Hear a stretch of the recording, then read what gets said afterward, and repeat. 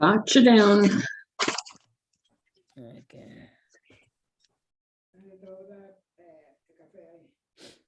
So you have breakfast yet? I didn't. No, I don't. I can't eat so early in the morning because my stomach doesn't, my system doesn't handle it. Yeah, I'm gonna have Coffee, coffee. coffee.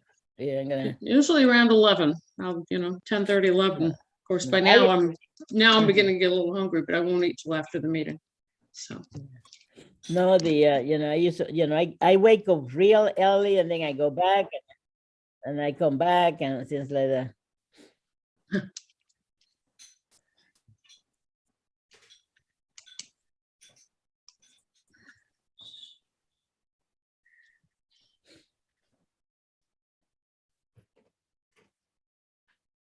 Going crazy with the travel plans, though, with the uploading for the vaccine information and stuff. Aruba isn't requiring testing right now, but you have to upload the vaccine information onto this Excelsior Pass Plus thing, and you can't do it until Saturday. It has to be 72 hours before. So Right. I got to do it Saturday, and it's like making me crazy. Oh, And then my house, I told you about my apartment. Finally, he came and fit it. did the plastering. Oh, and then they had to pay. Yesterday. Okay. Oh, okay.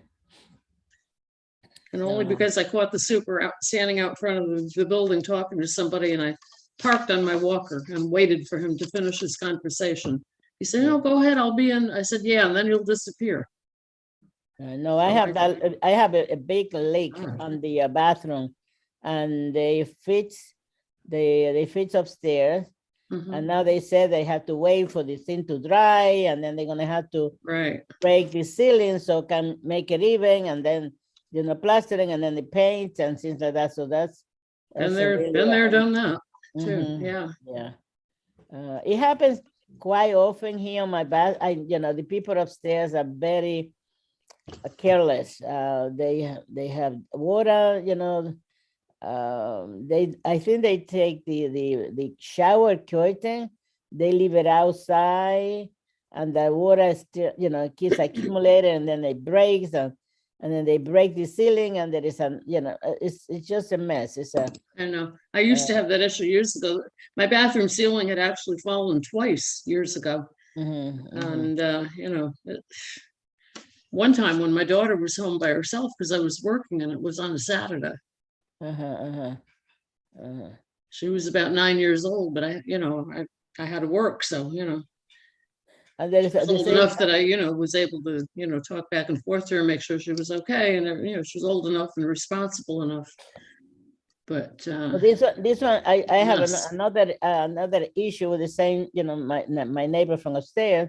He has a small refrigerator in his bedroom because he's he uses a walker. He's a very, well, anyway, he uses a walker, doesn't want to use a wheelchair, although he has a wheelchair and he needs it. But anyway, so the daughter, to stop him from having this walker from room to room, they bought him a refrigerator for his, and put it in the bedroom. And the home attendant, they stuff, I went there to, because we have water for days. We didn't know what was happening. Then my sister, look, and on the edge of the ceiling, on the wall, then we see this dark thing, and we realize that it's water. It's just, this is it's damp. So I went upstairs to see what was happening, because I figure, where is that water coming between two bedrooms? Of course, what he did is that he has stuffed so many things on the refrigerator that the door doesn't close properly. So the home attendant prop a towel, a piece of cloth, something like that. But it defrosts. So all the water is falling on my, the damage on the wall. And they thought that was funny. Always, I said to the home attendant, I'm going to report you to your agency. That's the way you take care of this person. God only knows what else she's not doing.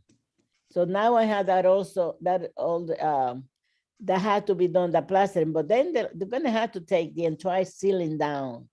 Yeah, well, they had to do that, yeah, with mine.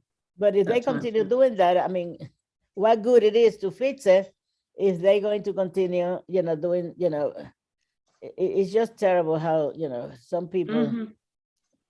leave. So, hi, Yeah. Richard. Hello. That's Hi, a Richard. Hi, Carol. Richard, Hi. is Fern gonna be on the call today, or should I speak to you? This is outside of the meeting. I think we will both be here. All right, because I have a gift for her, and I need to have arrangements for someone to come and get I have some, what do they call it, lap blanket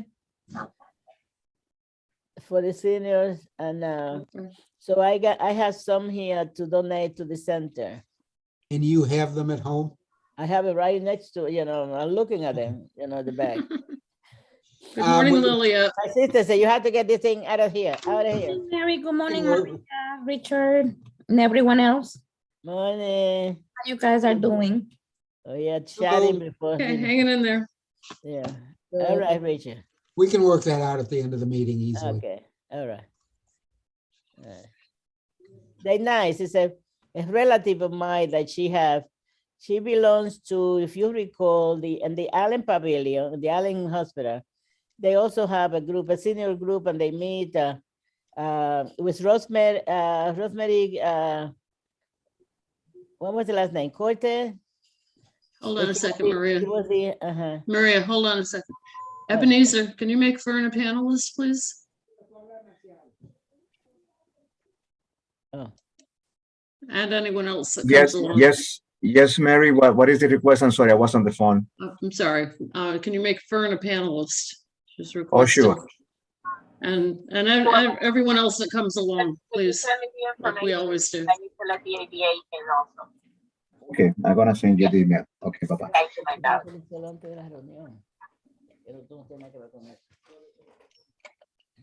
Thank you. Good morning, Fern. Good morning. I could hear you, but it was so frustrating. I hear you. Why, what a Yeah. beautiful and bright top you have. Is that a dress or a top? It's one of those really long tunic tops. Oh, okay. Pretty. And yes, Maria, I'll make arrangements with Robinson to pick up the blankets. Okay. My sister said, get rid of this thing. Yes, soon." yes, I forgot to tell him. No, and I We forgot to did. call you. Uh-huh. Yeah. We've been working on getting the new buses for the transportation program, and I completely forgot. Well, we recording. I have to show you this. Yes, we are. Are you familiar with this type of thing? This is where I drink my coffee from. I don't use a cup. I have one of those little tin can, the 10-liter cup, Yeah. like in the army. Speaking of beautiful things, Maria, what can you tell us about that painting behind you? Oh, my paint. Okay. The painting is, I have a first cousin who is a very famous Dominican. As a matter of fact, she's the most famous Dominican artist. She passed away many years ago because she was the oldest of the grandchildren of my father's family. She went to Europe. She studied on the Picasso. She's Okay. she lived in Canada for many years, but she passed away. But that's one painting that she did, and the let me see, all these little scenes mean something. She painted about the three sisters of the Luna's sister, the oldest one. Let me see, that was Victoria, and then the second here. Whatever. Okay, the one on the top is me because I was the youngest one, and I was the trouble person on the three sisters. So it means something. Each scene that she had, and then on the top is my widow mother. So she she's playing why she was she did sing just for us. And it's very unique. It's very colorful. It's we love it. I have someone, a visitor, and the guy offered me $1 million for it. $1 million if I would sell him that painting. I said, just keep walking. We Right. have some pieces here from her. Her husband also is a very famous sculptor from Bolivia. He did, I don't know if you, in Venezuela, he did a similar, the Christ the Savior from the one from Brazil. You know, the big, huge Christ that they have on the top of the, you know. So he did something similar like that in Venezuela. So they met in Europe. They have three children. They already adult. They have grandkids and things like that. But anyway, so very nice. Her name is Clara Ledesma. If you want to Google her, she's very Again, and his name was Walter Terrazas. He comes from also a very famous family in Bolivia, artists, all of them, the sculpture. They have a museum on his name in Cochabamba, Bolivia. what was the first name was Walter? What was the last Walter, name? yes, Walter. And his W-A-R. last name? Terrazas, Terrazas. Okay, thank you. Okay. Beautiful Mary, piece. I'm Yes. getting texts that Dory and Diane are both also on, not panelists. Okay. Ebenezer, can you promote them, please?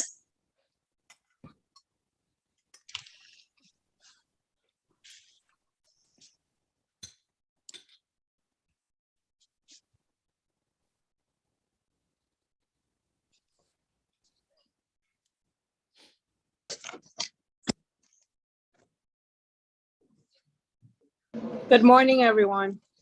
Morning. Good morning, everybody.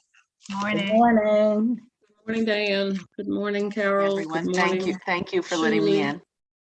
Good morning, Dory. Good morning, Catherine. Good morning, Alana. I don't see myself. I see you, Carol. Where's my assistant? See myself.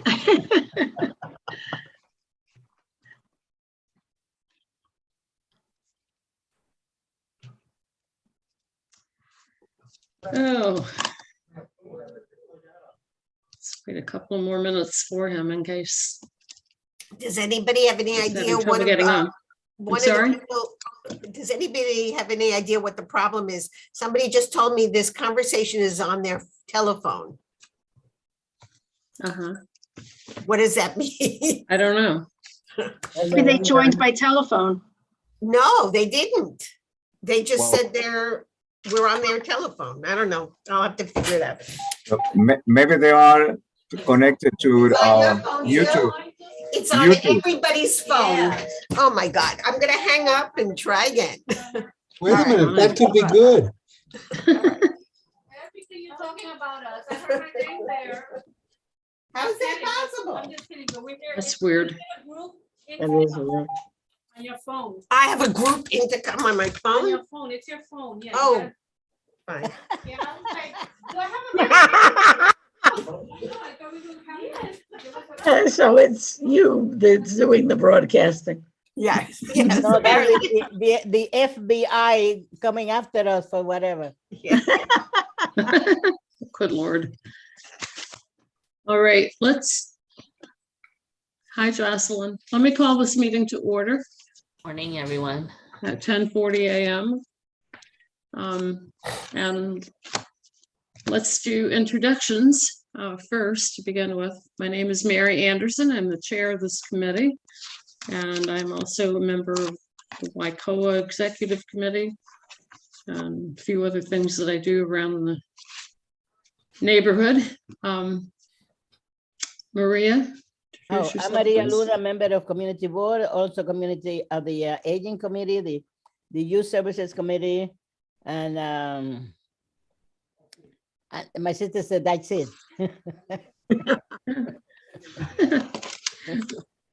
Richard? I'm Richard Allman. I am a member of CB12 and of this committee. I work for ARC Fort Washington, managing the A. Philip Randolph Senior Center, just across the border from CB12. Carol? Hi, good morning, everyone. I'm Carol Ban. I'm the Director of I'm Aging sorry. Place Programs. Wrong Carol, Carol Weeks. That's okay. Go ahead. Okay. I'm the Director of Aging in Place Programs for Isabella, and I oversee 3 Newark programs, Fort George Vistas Newark, Yale Corazon Neighborhood Newark, and the River Terrace Newark, and I also oversee Isabella's Senior Resource Center. And the Newarks are catchment-based. And the Resource Center provides benefits assistance and referrals. So you're all welcome to make referrals to us if you need it. Carol Ban? I mean, Carol Weeks, I'm okay. That's okay. It's so I'm confusing. Carol Weeks, and I'm Dyckman Senior Center. Dyckman, we don't call them senior centers, but anyway, I'm the program director. I'm on this board and I enjoy it. And I also go to my YCOA meetings. That's about it. That's enough. Fern? Fern Hertzberg. I am a public member of this committee. I am the co-chair of the Washington Heights Inwood Council on Aging, and my paid job is the executive director of ARC 16 Fort Washington. So Richard works for me. That's good. Yosef, good morning. Good morning. Yosef Kalinsky. I work as a dean at Yeshiva University for one of my daytime jobs, and I'm also the assistant chair of this committee and been a member of the board for over 10 years. Thank you. Lady. Good morning, everyone. Lady Jorge, the director at Star Senior Center. Thank you. Ilana? Ilana Gunner, Executive Director of Riverstone Senior Life Services. And apparently losing my mind, but that's beside the point. Diane. Good morning, everyone. Diane Ashley, Chief Marketing and Communications Officer for MJHS Health System, and also here representing Isabella. Jocelyn. Good morning, everyone. I'm Jocelyn Minaya. I'm the director of the District Attorney's Washington Heights office. And it's always a pleasure to see all of you and to work with all of you. And I want to welcome Dori back. I know Fern is thrilled. So good morning, everyone. Oh, yeah. Maciel. Good morning, everybody. I'm Maciel Veras. I'm the program manager for the 8 Corazon Neighborhood North program, which is part of Isabella. Thank you, Dory. Good morning, everyone. Thank you, Jocelyn. I am Dory Garcia, and I work for ARC 16 for Washington, Inc. I'm the Assistant Executive Director, and I also work with Fern, just as Richard. Julie? I'm Shirley Gottman. I'm Director of Mariah Senior Center, and I'm also on the Executive Board of the Washington Heights Inwood Council on Aging. Liliette? Liliette Lopez, Outreach Specialist for Night Connects, and we connect people with any disability, any age, to services and resources. And there was Anthony Viola on the call. Are you still on, Anthony? Anthony, yes. Connecting to audio. Okay, Anthony, please introduce yourself. Hi there, my name is Anthony Viola. I'm a community member just interested in listening to the panel speak today. Welcome, welcome. Fantastic. Invite more people that you know. Our meetings are every Thursday at 10:30 in the morning, every first Thursday at 10:30 in the morning. And last but not least, Catherine. Good morning, everyone. My name is Catherine Christian. I'm the chief of the Elder Abuse Unit in the Manhattan DA's office. And seeing some names and faces, I've been in person at many of the older adult centers that are represented here. Okay, so that brings us to item C on our agenda, which is presentation by Catherine Christian on elder abuse. And we welcome you and excited to hear your presentation. Thank you. Well, I'll start with explaining what the Elder Abuse Unit in Manhattan District Attorney's Office is and what our jurisdiction is. And I say that because there are 62 counties in New York State, 62 DAs, and every office, we follow the same law, the penal law and the criminal procedure law, but we have different policies. We do things differently. In Manhattan, the Elder Abuse Unit supervises every case, no matter who commits the crime, against a victim who is age 60 and older. And what I mean by that is traditionally elder abuse is someone who is in a position of trust of the older person commits a crime against them, usually financial exploitation. Often it's unfortunately physical violence in a family violence situation. And obviously there are strangers who commit financial exploitation in terms of scams. In our office, we appreciate that an 80-year-old walking down the street who gets pushed to the ground by a stranger who steals their pocketbook, we should also view that as elder abuse. Other offices do not. That to them is a robbery. And it is. It's a robbery. Physical injury is caused. But we appreciate that if that happens to a 35-year-old, it's horrible. And physical injury may be caused. And we would charge it the same way. And we've seen this, and I have personally seen this, when it happens to someone who is older, they may break her hip. I had a woman who was 92, who was always independent, who was now afraid to go outside and shop anymore because she was afraid that that was going to happen to her. So we have in our office, and this has been going for a number of years, treated those crimes under the same umbrella that we treat family violence, elder abuse, home health care aid stealing as elder abuse. So I'll start with that.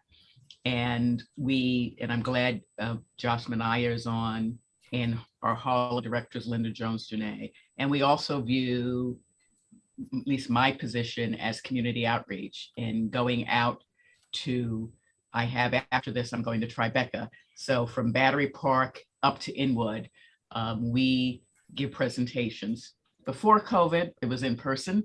Now it's been a hybrid. I'm going in person to Tribeca at noon. And here is a virtual, because what we think and what I think is very important is to prevent you from even becoming a victim of a crime, and to let you know the newest scams out there, or just sort of give you those, tips, not going into an ATM in a bank after dark when there's no one there. Not going into it, and this is for anyone of any age, not going into the ATM when there is someone who's in there who you think is a little sketchy, do it at another time, go to another place. So sort of those tips, and working in conjunction with our Harlem director and Washington Heights director, because we appreciate that there is life after 59th Street, above 59th Street. So sort of flooding the zone. We hand out, we continually update our scams flyer because there's always new scams. We've created another one that I gave a presentation, and it was brought to our attention that the print was so small. So we have a large print flyer. We have it in Chinese, we have it in Spanish. What I want to talk to today is about scams, because that is the biggest phone call we get, either from relatives of someone who has lost often a life savings, or if not a life savings, a lot of money. Scams can happen to anyone of any age.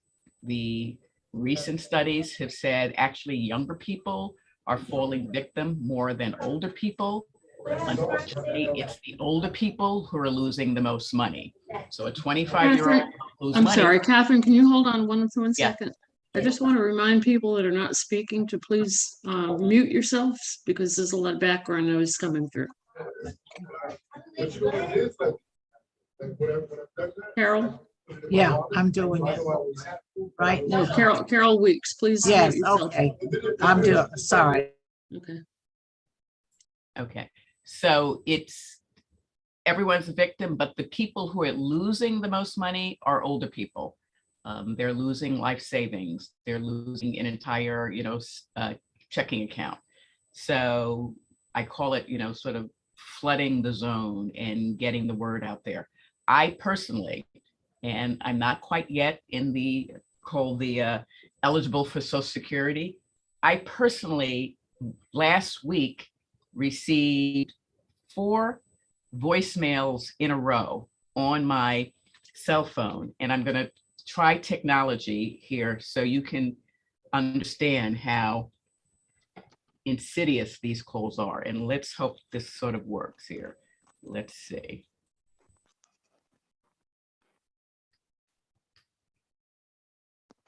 Let's try this. Here we go.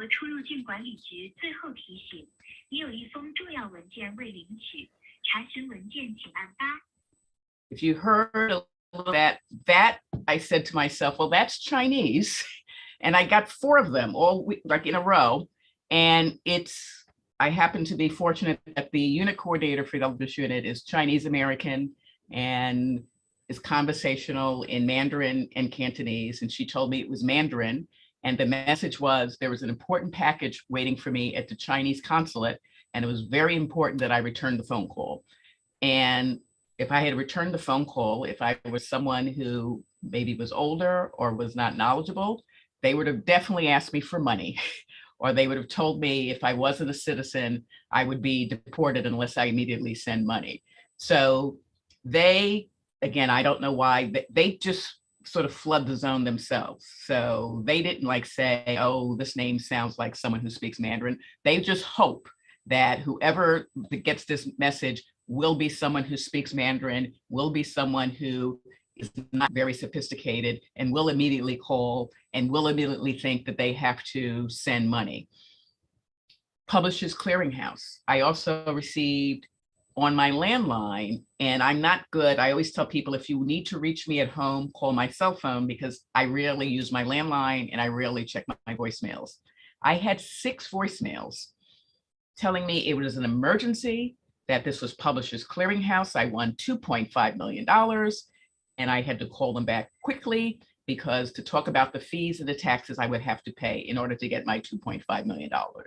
Well, of course, I knew that was a scam, but then I said, you know what, there are people out there who are going to immediately say, oh my goodness, I won $2.5 million, and they're going to give money.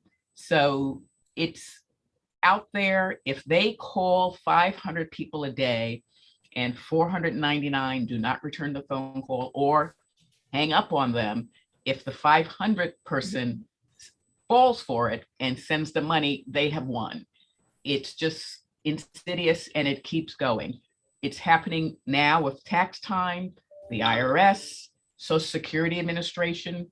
You get a phone call saying, please call because there's something wrong with your number or some type, and then they're asking you for money. And the reason why we have created flyers and we keep, giving presentations on this issue is once you give that money away, you'll never see it again. And I just be frank, it's not like, oh, don't worry about it, we'll catch them and get your money back. We don't know where they are. This number came back, it said that it was coming from Shanghai. So you can imagine if I spoke Mandarin and I believed that and I sent money, it would be just out in the ether.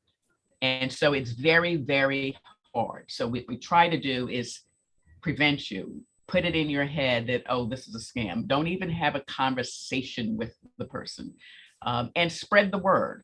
I'll have people say, oh, I will never fall for that. Great, but your next door neighbor might, your beloved cousin might. If you're fortunate to still have your parents, they might. So let them know. And particularly we call it the relative scam. It's also called the grandparent scam, where you get a call from someone pretending to be a friend of your grandchild, your son, your niece, your nephew. And of course, they've been in an accident and they need money. They went to France and they lost their passport and their wallet and they need money. They've been arrested and they need bail. And it's right away. It's always right away. It's wire money. It's we'll send someone to come pick it up. Scam, don't believe it, hang up, it's not true. And that one, I've had personal friends who have called me and their parents almost believed it, but they knew enough to then call their adult child and say, oh my gosh, I just got this phone call about Johnny. He's in trouble. And then they said, Mom, what are you talking about? And then it realized, okay. But too often there is the first instinct is, oh my gosh, I have to help my granddaughter. And the money is gone. And so we did it during COVID when we couldn't do it in person, and we've been doing it virtual to get that message out there that they're continuing, they're not stopping, they will continue, and know, you can block a phone number, they will come up with a different number. So no, we can't, like, what about the do not call list? The do not call lists are for legitimate companies, telling the legitimate companies not to call. It's completely appropriate for someone to call and ask you to, buy something if it's a legitimate company. I hang up on those too. But so that's why we're flooding the zone and want to hear from the community, the people in Manhattan, not just for scams, any issue where you feel that a crime has happened, or particularly from the people who work with older adults. Often people are embarrassed, not just for a scam, because of something going on in their household, a relative who might be stealing from them, a neighbor who might be, if there's physical abuse, and they don't want to get law enforcement involved, though we of course are law enforcement. We're working with someone now who has been a victim of family violence, and an arrest has been made, and the person is being held in, but will be released because the person who is the victim of the crime does not want to engage with us, and which is her prerogative, but we're trying to talk to her and to explain what her options are to assist her. And we do that. We have a witness aid unit to assist her with that. Ultimately, again, it will be her choice, but we're working and working. We have a deadline. The deadline is tomorrow.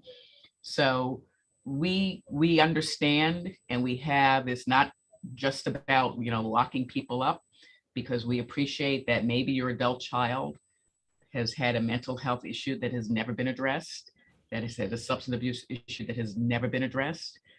And it's never going to be addressed if we don't know about it. And if the person is released, we can't, once someone is arrested, they are assigned or they retain an attorney, and we can't speak to them without the attorney's permission.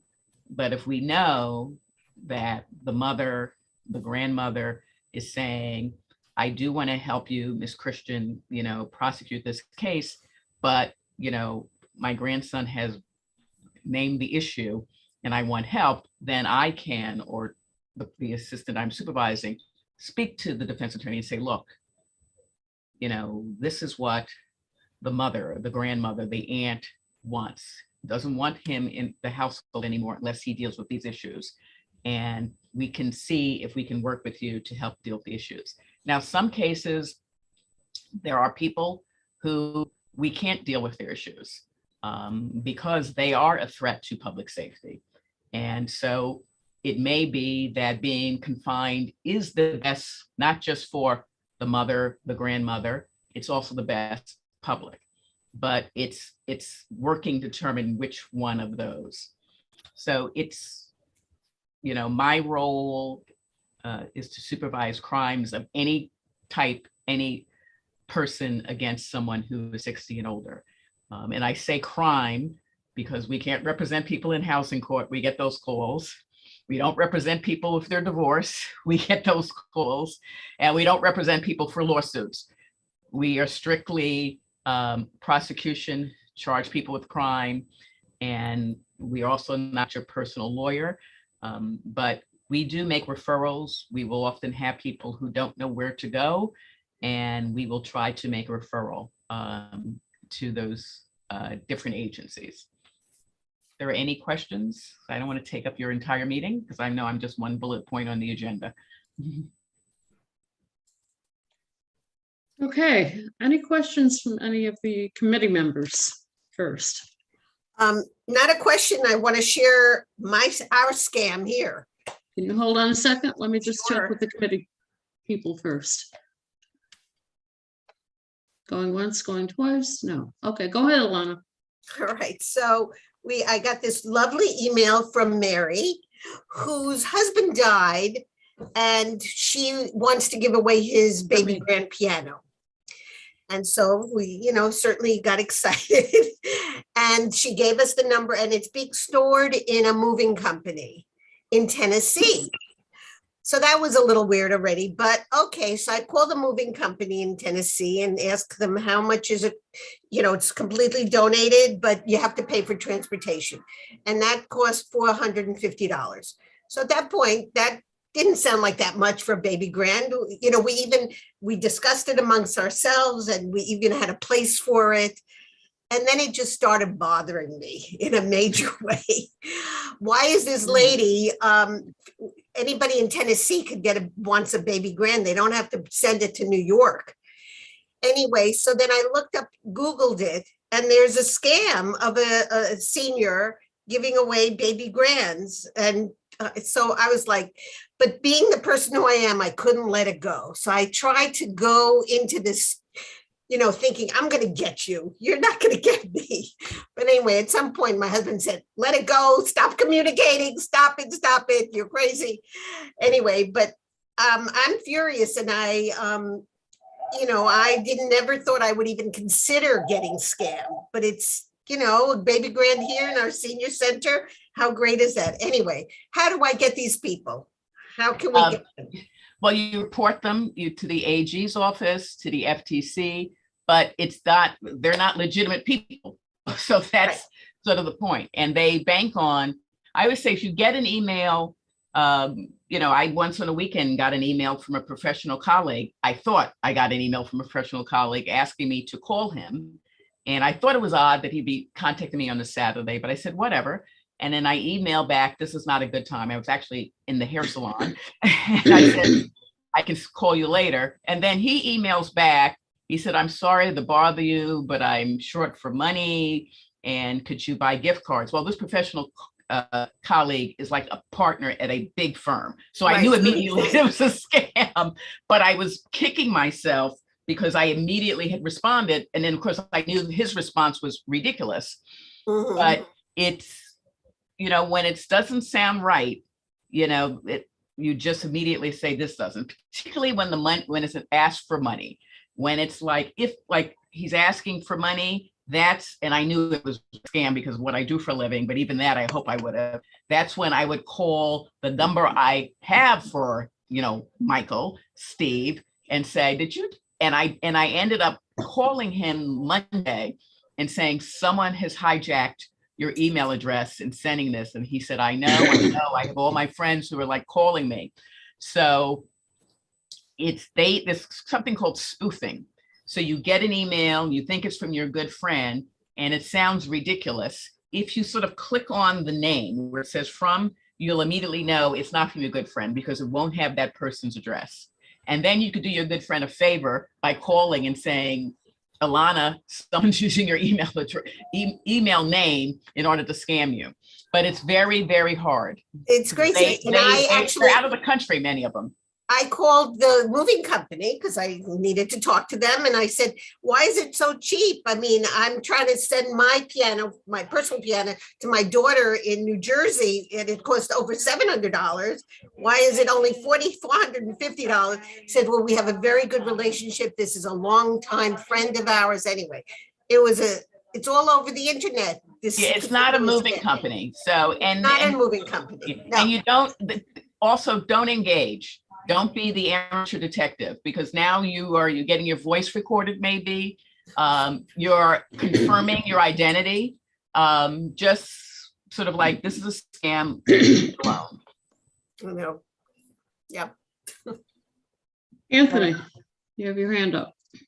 Yeah, one thing I wanted to contribute here, when I was working in retail, this is a few years ago, we often had customers come into our store saying that the IRS contacted them and telling them that in order to pay off whatever remainder in taxes they owe to the IRS, they can instead purchase a gift card for a smaller amount and then submit that to the IRS. So I also think, the onus is on businesses as well to help inform community members that these are scams. And I'm wondering, does the district attorney's office work with businesses as well to provide trainings to help, mediate some of these issues? We have, and across the country, in fact, there are, I'm confusing the names. Walgreens, Rite Aid, and CVS, all the same store. There are, in some of those stores, they'll have a sign above gift cards, and it'll alert you that if anyone called you and asked you to buy a gift card, do not do it. So they're trying to stop you from doing that, because they can't, if you said to them, ma'am, this is a scam, and I don't believe you, there's only so much you can do. But we have had, due diligence. We've had a phone call from someone, again, it could have been Rite Aid, Walgreens, whatever, and told us that, this person, bought $1,000 worth of gift cards. And it was because it was on a credit card, we were able to get the person's address. But yeah, it is, it would be helpful. I called my phone carrier. I'm constantly getting voicemails telling me that my service is going to be cut off unless I immediately pay. And it's a scam. And I let them know, and they said, we're aware of that. I said, so, and I'm telling them you should put in, in your statements, we will never call you to do whatever. Because you can imagine, you're like, oh, if people who are a slave to their phone, I can't get my service cut off without thinking, wait a minute, I just paid last week. How could that happen? So, legitimate companies are being used deceptively to scam people. So I think any Publishers Clearinghouse, a classic example, they are actually a legitimate company. They really, their purpose is to sell you magazines, but their name is being used. If you remember, you probably don't, Anthony, the Ed McMahon commercials, you won in the big old check. So you get this call, oh my gosh, I won. And you happen to have purchased a magazine from Publishers Clearinghouse. So you're thinking, oh, this could be true. So I think also Publishers Clearinghouse should maybe do a commercial saying, if you get this call, it is not us, it is false. We can encourage that. We can't obviously mandate that, but I think they should join in and not want people to associate their name with scams. That's just my personal opinion. Richard. Would you talk a little bit about what I'll group together and call dating scams? Romance. Whether they come in person, by phone, by email, all the ways they could come into people. Yeah. I'm sorry, Kathy, before you start, can I just really quickly say something? Because I have to jump off. Go ahead. Yeah, I just, as I'm hearing everyone speak, and I meant to call Kathy about this. I got a phone call yesterday from someone. It was an automated call saying that someone's trying to purchase an iPad through my Amazon account. And if this wasn't you, please press 1. So of course I press 1. I know it's a scam, but I press 1. And when I was, a live operator came on and said, yes, this is Amazon. How can I help you? And I said, well, you tell me. You called me saying that, that someone's trying to purchase something through my Amazon account. And she hung up. So, can you imagine if you hear someone's trying to purchase something through one of your accounts, something as expensive as an iPad or an iPhone? So it's just a matter of continuing to be updated on these scams. That's why we encourage you to let us know any new scams that you hear. Email me, I'll send them straight to Catherine so that we can make sure to keep a log. with our seniors, as with everyone in the community, we have to continue saying things over and over and over and over again in terms of repetition. So that's why we're always very pleased to be able to come into your centers and give presentations. And I appreciate all the work that all of you do. You guys have become our soldiers in this fight again in protecting our community and our seniors. And I look forward to continuing that. And I have to jump off now, but I just wanted to say that real quick. And then I'm sorry I'm missing Catherine's presentation on the romance scams, because it's a horrible thing, and Catherine has it down to a T. I leave you in good hands with my chief here, and I'll see you all soon. Thank you so much. Can you give us your contact info? I'm sorry, Ilana? Your contact info so that we could arrange presentations? Absolutely. Okay. So you can email me. Why don't I give you my email? Yes. So it's Minaya, MINAYAJ @DANY.NYC.gov. And my phone number, a lot of you don't have it, is 212-335-3320. So give me a call and I'll set it up with Catherine. Perfect. I Thank usually you. do her Spanish ones.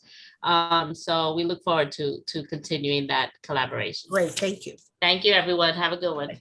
Thank you, Jocelyn. Yeah, the romance scams, dating scams, sweetheart scams, whatever you call it, it actually exploded when the COVID lockdown happened, needless to say. And also, by the way, this affects people of all ages. In my world, I saw a lot of older people who, what happened during lockdown? You couldn't have your normal social life. You couldn't see people, particularly if you were older, or if you had a pre-existing illness. You couldn't even see your children, or you had to see it from a distance.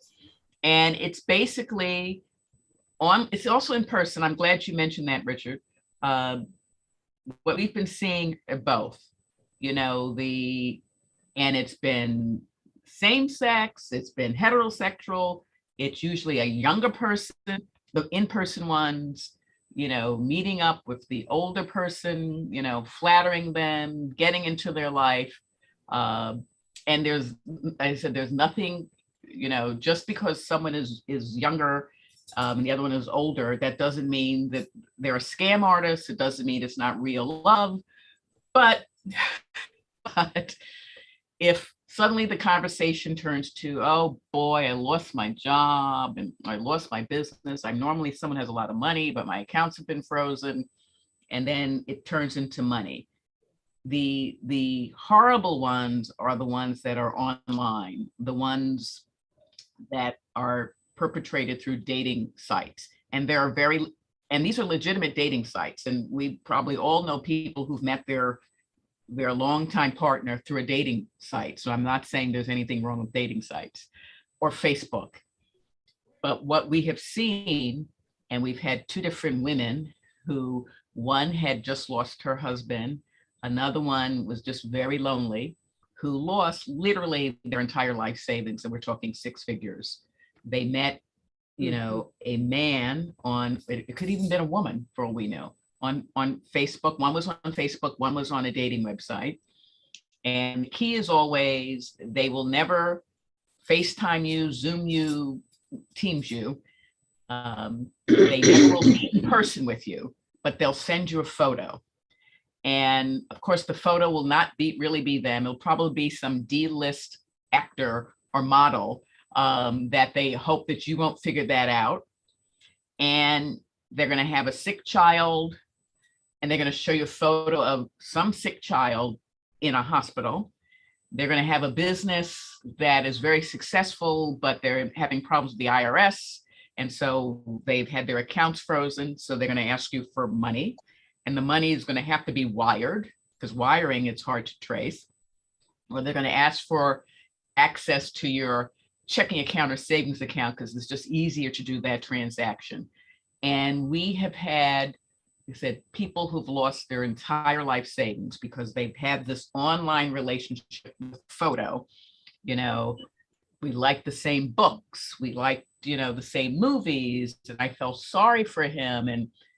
And they've just lost, because of loneliness, They have just, and because their generosity, they have just given money. I always say, if this is your sweetheart, as soon as she starts asking for money, end the relationship because it's a scam. Just end it right there. Which is, it may sound cold, but if this person won't FaceTime you, Zoom with you, Teams with you, will come up with every reason not to see you in person, end the relationship. And for the in-person ones, it's the same thing. And we had a number, actually, older men in Washington Heights and Inwood. We actually had a prosecution about 5 years ago. A woman who would sort of see someone alone in a diner, walking her dog, and like there would be an older man, and suddenly like, oh, can you help me with whatever? And the gentleman, of course, will help her, and then immediately start, talking about all of her woes, and if I only had this, I can only pay for this, and then suddenly, boom, and that woman usually is connected to other people who are part of the scam, who, are feeding her lines. And then we've had these two particular men I'm thinking of, did not lose their entire life savings, but lost a lot of money. And again, they were lonely, they were alone. And these were very attractive younger women, and just took their money. And in one case, we actually were able to find, because it wasn't online, the woman, and we prosecuted her. She actually had a series of older men, and 3 of them, this was like a years-long scam, she convinced to marry her. They got sick, she put them in nursing homes, they died, and she inherited their money. And we were able to find her on the 4th husband, because Anthony, to your point, when she went to get all of his teacher's pension, the person at the pension system said, I don't think so, because she just brought a paper saying, I'm the wife, and here's the power of attorney, and I want all of the money. And immediately said, no, he has to come here himself and do that. And then she left in a huff, and thankfully everything was videotaped. And this person at the pension system called, and then boom, the house of cards fell down. So it was just too because it just, you don't have someone just show up, and even if they are the wife, and say, I'm going to close the entire account. That immediately sent the bells ringing. But she had done it to so many different men, and they were all very similar. They lost a spouse, they were lonely, because they were a certain age, and most of their close friends weren't around anymore. In one case, one had a son who was so happy that dad met someone. She seemed a little weird, but he met someone, and he had no clue, the son, that she was cleaning out the father. So there's been an explosion of it because of, the COVID restrictions, which we're now sort of coming out of. But I just coldly say, as soon as the request for money happens, terminate the relationship. Catherine, you've met some of these lovely people. Who are they? I mean, it sounds like a naive question. Are they all sociopaths? I mean, there are a lot of these people around. They're thieves. I mean, that's just basically it. Some we haven't met because they're out there, but they've just, they're thieves, and, in my world, I see it because I deal with the older people. But as I said, there are, younger people. There was last week on CBS Morning, they were interviewing a young woman who got her father involved in a crypto scam. She met the love of her life. And the bells were all there. He never would meet her. There was never any FaceTiming, but convinced her to, put all this money in cryptocurrency, and used a legit cryptocurrency app, but said, put it in this one first, and then it'll get transferred to that. And she just did it. And of course, all the money went to the fake one, including her father's, and they can't find him. So thieves have been, scam artists have been around forever. It's now easier because of social media and the internet to sort of, hit you with texts and emails and voicemails on your phone, and also to steal, because we use our phones, we use our laptops to online shop. So when the computer scam, there's something wrong with your computer, click on this, link, and then now they have access to your phone, which means they have access to, if you use your credit card or if you have Apple Pay and you use your checking account, or if you have Zelle, they now, boom, have access to your checking and your credit card information. So the technology is wonderful, but it's also been wonderful for scam artists. It isn't only technology. I mean, we see aides in the senior centers who are scamming the people they're taking care of, and we prosecute that too. We're in touch with Jocelyn regularly. There's stuff that comes up every year, multiple times a year, but it turned out one of the people that was prosecuted for marrying a bunch of older guys had been an aide in our center, and we knew her and had actually gotten her disconnected from the senior because she was trying to scam the senior. Oh my gosh. She was working for. So when I saw her picture in the news, I was like, wait a minute, we know that one. Oh my God. But it's rampant. Yes. I think that's the real message, is that it's rampant. Mm-hmm. My parents got a call about my nephew being in jail, their grandson. They said he's in jail in New Jersey. And fortunately, like in the case that you talked about, they called their daughters, me and my sister. My sister ran a credit union for many years. So she immediately said it's a scam. And then they didn't believe her, so they called me, the social worker. And I said, no, Mom, it's a scam. Your nephew is in Oklahoma. So he can't be in jail in New Jersey, but let me double check. And we actually called him, and in fact, he was in Oklahoma. But it's scary because we know that we work with a lot of people who don't have a relative that they're going to lean on and that's going to be realistic and say this just isn't legit. Unfortunately, we've also had the physical abuse and so on of seniors. So it's really my message to my colleagues would be keep your eyes open, because it's happening under your nose. And if you're not tuned in, you're just missing it, but it's there. And we miss it. We miss it all the time, but some of them are more obvious than others. If you see something, say something, because what we do, because I gave a presentation once and it was clear there was someone in the center that she was concerned about a neighbor. And I said, look, we don't, it's never me, I have investigators. We don't show up and say, your neighbor told us. We just do our own, and figure it out for ourselves. We use that sort of confidential information to sort of lead us. And if it turns out it was nothing, okay, great, it was nothing. And then we can just cross it off the list. But sometimes it's something, and thank goodness someone alerted to us. Thank goodness that person at the pension system said some wacky woman showed up with papers and was trying to clean out this $500,000 pension, and if it turned out it wasn't a crime, then so what? But it turned out it was, and then it led us to all these other men. So it's nothing wrong with if you were wrong. It's just you were wrong, okay.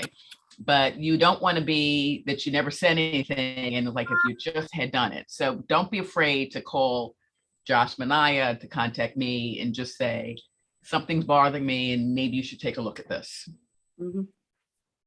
Thank you very much, Catherine. Thank you all. Interesting and, informative. I just want to say one thing. I myself, who hears this stuff all the time, got caught in a scam I guess it's a couple of years ago now. And I ended up losing a substantial amount of money because of it.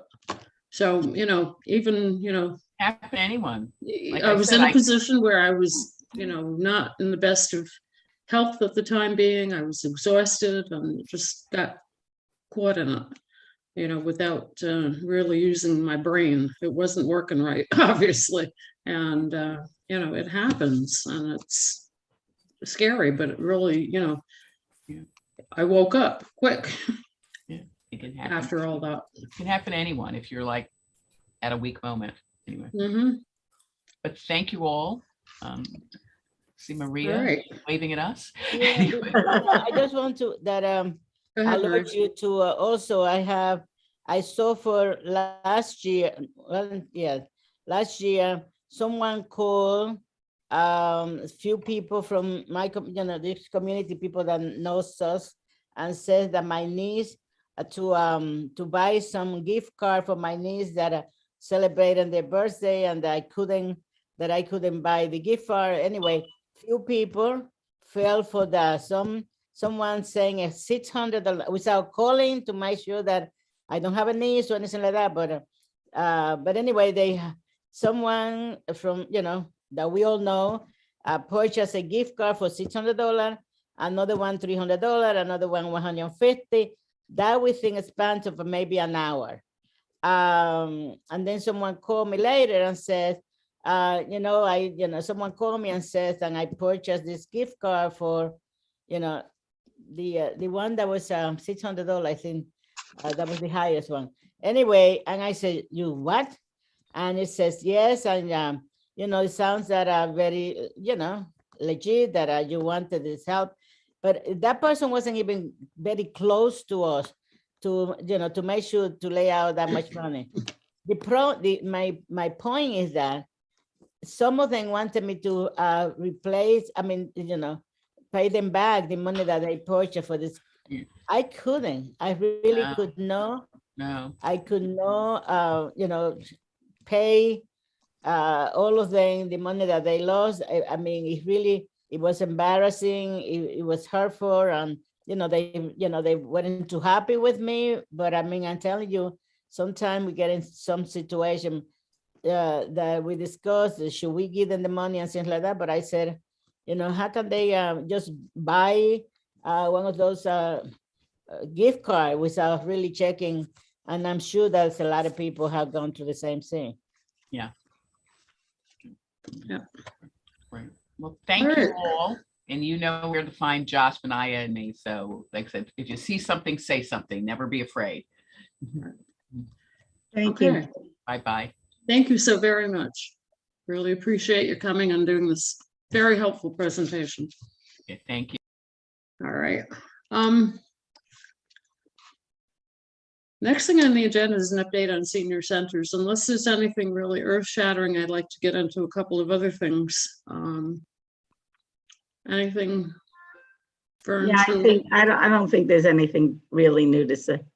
Okay, so we can go on to future presentations. Now, I don't have anything yet lined up for April. Marie Garcon got in touch with me because she had heard a presentation, and she goes to a lot of different things and suggested, make suggestions for presentations. However, this one I don't know as we want to do this, but I told her I would bring it up at the meeting and go through the, get committee's input on it. Presentation that she'd gone to from a Kim Lerner, who's a director of the Benefits Outreach Program at Live On New York. I don't know that we want to have that presentation at this committee, but please give me your ideas, committee members.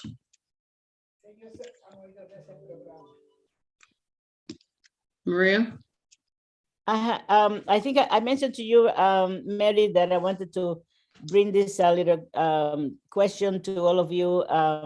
Last night I had on my TV show a presentation by Maria, not yet. Not yet. Hold on. Okay. Okay. Yeah, okay.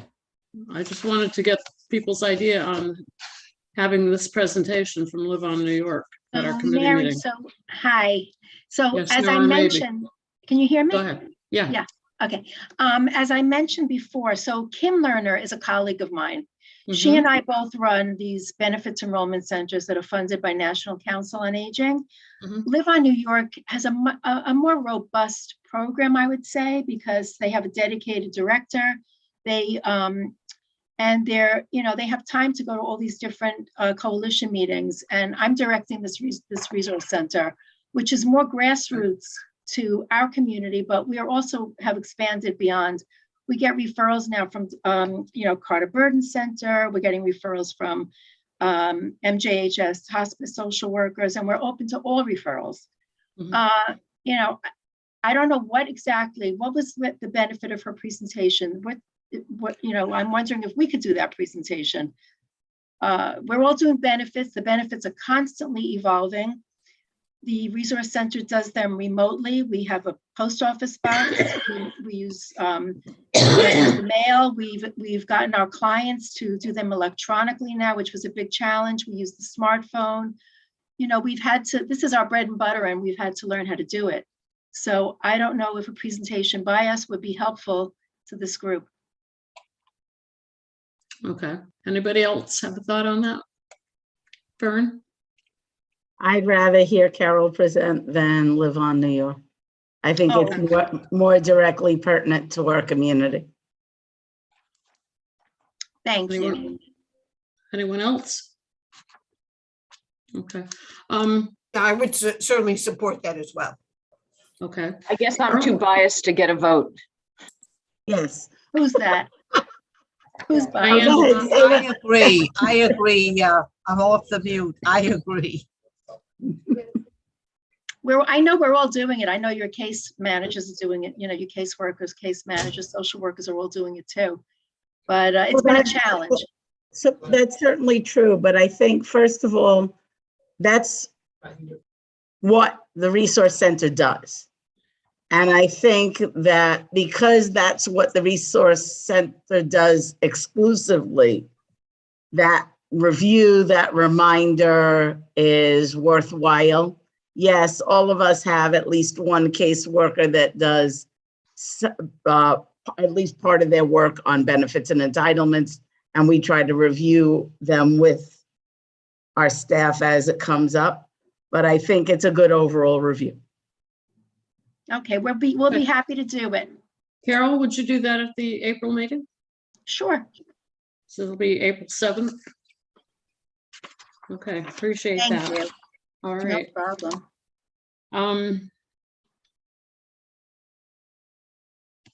You want to go back to Maria? Well, I'm trying to go sort of in a little bit of order here, because Richard had asked to do have a few minutes to present something that he's interested in pursuing. I wanted to get that in under new business, so. Willing, certainly. Go ahead. I wanted to start a discussion at committee here and add to our ongoing agenda LGBT issues in aging. It's an understatement to say that it's substantial for those of us who are in senior centers or senior services. I think we don't know completely who we see. In that sense, I think we have a sense that there are many LGBT people coming into our various services. Perhaps more serious is that in the senior centers, in nursing homes, in all sorts of senior services, people who have lived relatively out and open lives are going back to hiding themselves in one way or another because they feel it's necessary to get services at this point in life. And those services are coming up short in general. In thinking about this, I think it would make a very interesting panel for the community board to present as a community event.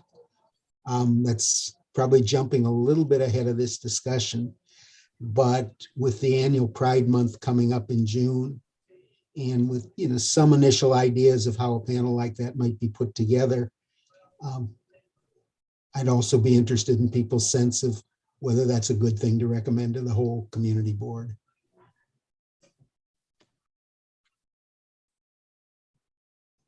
Any comments or thoughts from anybody? I would say I would add definitely a worthy topic. Do you have a presenter in mind or how you want to go about that? Here's some of the initial thoughts on this, in terms of people and organizations. The thought is towards a panel, 3 to 5 people. There are 3 organizations in the New York City area that particularly serve LGBT seniors, or at least 3 that I'm aware of.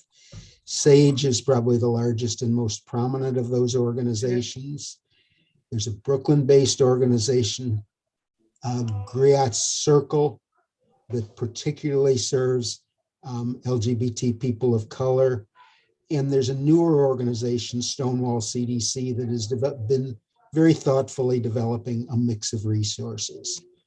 The medical center has a significant number of people on staff in both the Columbia and the Presbyterian parts of the medical center who have made this their expertise, their calling, etc. Whether it's as a faculty member, whether it's in the context of Presbyterian's community programs department. There also are some elected officials who have put a lot of time into this, and they are among the people who have come onto the council this, especially among the people who have come onto the council this year, new people who are engaged at council and aging issues and have that in their history. If it would be helpful, I was gonna say, this is Diane. If it would be helpful, our hospice program, the MJHS hospice program, is SAGE accredited. And we specialize in, or train our staff in, end-of-life care for the LGBTQ community. So if that would be helpful, we could try and source an appropriate member of our team to talk about that specific aspect of elder care, that in terms of end-of-life journey. Yeah, let me add that to the list. And probably the one other category is lived experience. People, I don't even need to explain it. It speaks for itself. I think it could be a community board project, or it could be a community board project co-sponsored with a couple of organizations. I think I shouldn't name organizations that haven't made a commitment at this point, but there are a few that would make sense, that have had working relationships with the community board and perhaps even through this committee. I think it's a great idea. Mary, well, I should be quiet for a minute. Does anyone else have any input on this?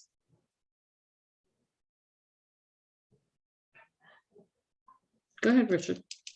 Do we need to do a resolution to take this to the full board, or do we just go ahead and do it?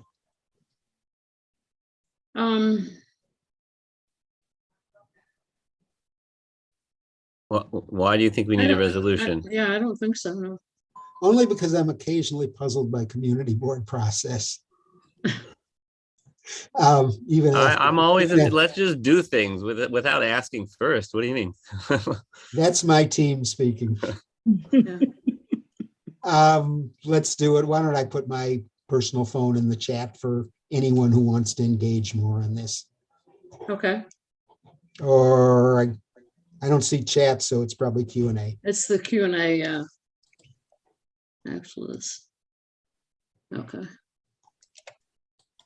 All right, Mary, I'm going I to have suggest. a question on that issue. But shouldn't we have a presentation in our committee, and then if there is a resolution that has to be drafted, then it's presented to the general board? I mean, that would be the the way to do it. If it requires resolution at the at the end, but I think that a presentation should be made to the committee, and then not the other way around. That's my thought. So I think what my impression was that Richard is talking about a broader presentation to the community as a whole. And I think that if that's the direction that you're interested in going in, you may need a reso that says something like pursuing a public forum in June on LGBTQ issues concerning the aging of our community, or something broad like that. Like the other thing is, if you don't want to go that formally, I'm willing with Mary to present this to the executive board of WICOA and see if WICOA wants to be a co-sponsor and maybe make it less onerous for the process of the community board. We have a meeting, our executive committee has a meeting next week. And so we could have that conversation next week. Mary, maybe, wonderful. Wonderful. Mary, I think it probably makes sense, maybe just in the context of minutes or report, to inform the executive committee that this discussion has been had. Okay. I know where you're going. Since you said that, I know what this is. I know, Maria, you're waiting with bated breath to do your presentation, but give me a moment. No, I don't have a presentation, just a little. I mean, yeah, an announcement. But thank Richard, since you said that, my vacation starts Tuesday. Okay, and I'll be gone for 2 weeks. All right. So since you go to the executive committee meeting anyway, may I ask that you do that presentation there? Yeah, certainly. And for the aging committee. And let also, me know what else needs also to if be you could give presented. the report from this meeting at the aging committee. Okay. All right. And secondly, in terms of my vacation, Joseph, if you can give a presentation from the aging committee at the general meeting, I will not be there. I'll be in flight.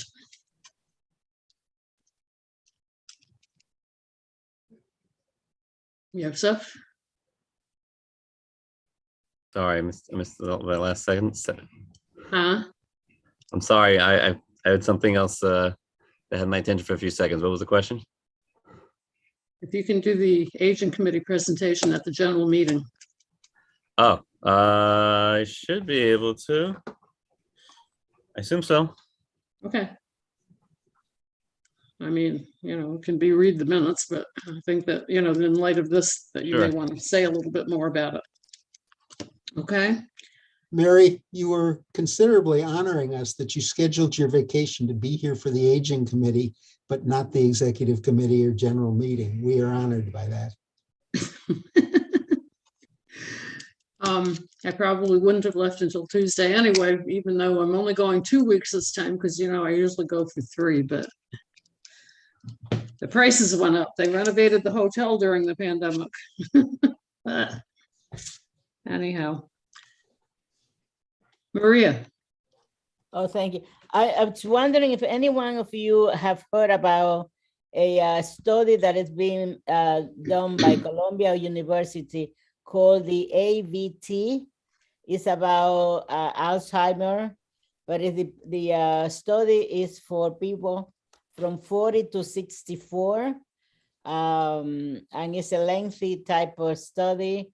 It's a little complicated a little, but they would like to reach out to specifically to the Latino community. So I just was wondering if there is any interest in any of the people who are here that would like to hear from Dr. Atman about this particular presentation. It's trying to figure out about the genes, how to do the study on people, have to go to a little test. It's a kit that they send and to the people that you reply, and then they let you know the maybe possibility of having Alzheimer in the latest years. So I was just wondering if anyone is interested on that. I can put them in touch with Columbia, with Sandra Harris and Ross. Would we want to have a presentation at the committee? Well, I mean, I'm just asking if anyone have heard about this study, and it's interesting.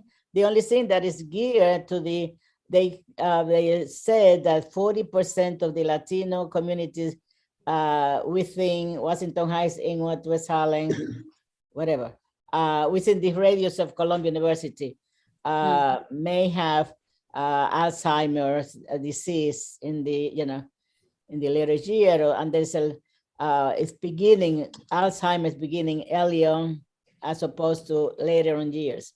Right. So, because they talk about like from 40 years to 64, but they can expand it. They say that they can just go over to a little, you know, to the older people. So I was just wondering.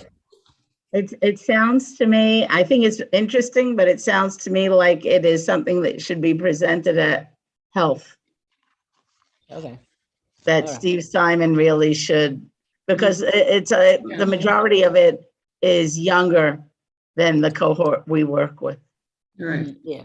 Well, they didn't tell me about the community board. I'm just bringing that to, since we are having this meeting, to see how many of you, if I think you know, it's have interesting. if you I think have it's heard about interesting, this and I think it project. is appropriate for the community board. I just think it's more appropriate for health. Okay, thank you. Okay. Diane, you have your hand up. Sorry, that was from before, sorry. Oh, okay. Yes, I forgot to put it down. Well, actually, since, you know, I'm talking to you anyway, is there anything from Isabella that you'd like to update us on?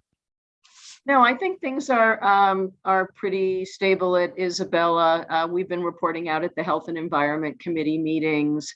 There was one change that came through from the governor's office, which there had been a booster requirement for staff who were eligible by February 21st, and that has been put on a temporary hold and will be reviewed again in 3 months. But things are stable at Isabella, and as Carol did so wonderfully when she introduced herself, I guess one of the things we want to make everybody aware of is that the Resource Center is still very active, as are the NORCs, and that we continue to support the community. We are doing it on a virtual basis, but we are very much there, and I will be reporting that out again this evening on the Health and Environment Committee meeting. But I think things are pretty stable at Isabella. We're obviously not doing events on campus or any of that. We're not inviting further risk in the door, but everything is very stable right now. Okay, thank you. I also want to add to Diane, I noticed that Noelle is not at this meeting, but I do want to say that UMC is welcoming new referrals, new Meals on Wheels referrals. They have openings, so you may already know that, but just wanted to add that. Thank you. That's Isabella's UMC program. Okay. Does anyone else have anything that they'd like to throw into this mix?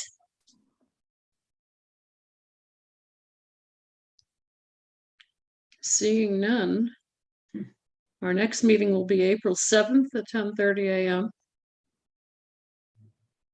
And Joseph, if you can stay on a couple of seconds when we end this meeting. Sure. Is there a motion to adjourn this meeting? I make the motion to adjourn. Second? Second. Okay, thank you all. Thank you. Thank you so much. Thank you. Happy vacation. Thank you. Have a good vacation, Mary. Thank you very much. I will. Okay. We'll be thinking of you enviously. I'll be a little darker and I'll probably have a few braids still left in my hair, so, you know.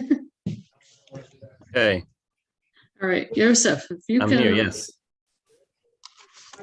When you've done the minutes, if you can send it to, you know, the board, the staff at the board Sure, I'll office. just do it directly. I shouldn't send it to you. I should send it directly to the office. Got it. And I will do the agenda.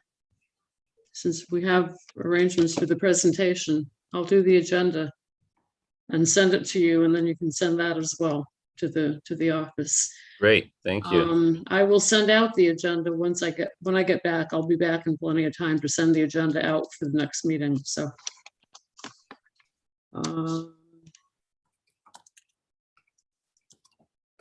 I think that's all. Okay. If there's anything else, I'll email you or whatever. You'll have internet, I assume, in the hotel. So if there's any questions, no. Oh, you don't have anything? Out of commission, okay? Out of commission. Wow. Okay, I enjoy don't- that. I That don't take my laptop and I don't get involved in the, you're they just have, away. they have computers, but you know what? I'm on vacation. Wow. Okay, I hope you come back with a nice tan. Thank you. I hope to. All right, so Okay, I got take it. care, everybody. All right, Okay, thank you, everyone. so our meeting's adjourned at 11:50 a.m.